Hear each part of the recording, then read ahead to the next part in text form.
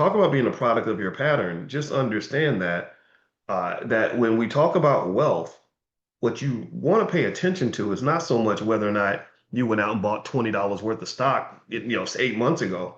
You want to look at your pattern and say, am I buying stock every week, every month? Because that's what's going to make you wealthy. Buying $20 worth of stock back in June and then waiting to see if it went up is not going to change a damn thing in your life. Just like that one trip to the gym that my mama took in 2005 didn't change anything. It's, but if she had made 1,000 trips to the gym, she would have been in that kitchen showing me where the pots and the pans are, right? So what I would say to you is when you talk about your portfolio of life, your portfolio, which is a collection of assets, a collection of things in your life that matter for you, portfolio protection is as important as expanding your portfolio.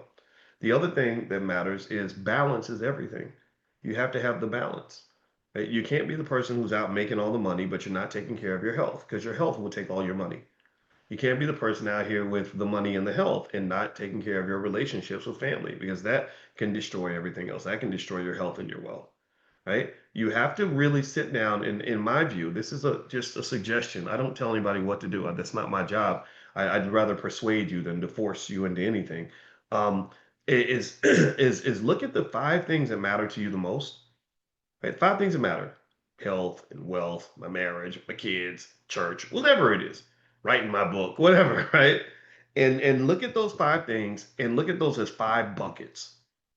And every week, pour something into each bucket. Right? Just pour something each and just do it consistently. You are a product of your pattern. Don't be like Fat Boys who would talk about what he was going to do physically, but didn't hardly do it, or would do it once in a while and didn't do it consistently, or knew what to do. He had all the knowledge. People always say, "Well, it's the lack of knowledge." They go, "No, it's not the lack of knowledge that kills us. Stop that. We ain't stupid. You know, saving money is better than spending money. You know that that you're more likely to have money if you invest than if you take trips to the mall. So let's stop acting like it's just the knowledge. Well, they keep us from the knowledge. That's why we don't. No, it's the habits. It's that what you do consistently. That's what's going to shape your whole reality.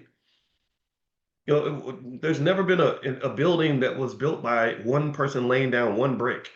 One brick does not build a building. It's consistently laying down tens of thousands of bricks in a certain pattern, in a certain way, and having a commitment to the long-term objective that requires repetition.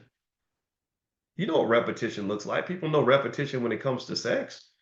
You know repetition when it comes to turning on the TV or scrolling through the internet. You know repetition when it comes to a lot of things. We all have things we know what repetition looks like when it comes to showing up for work for the white man. You count up the number of days you spent at work every day. I mean, think about this. You do 5 days a week, 50 weeks a year. That's what, how many 50 times five? That's 250 days a year. So 20, is that 2,500 days in a decade? So you do 10,000 straight days of consistently, repetitively showing up at that job every single day. So you know what repetition looks like. I just want you to be conscious and think about what repetition looks like when it all pours into your bucket and not somebody else's.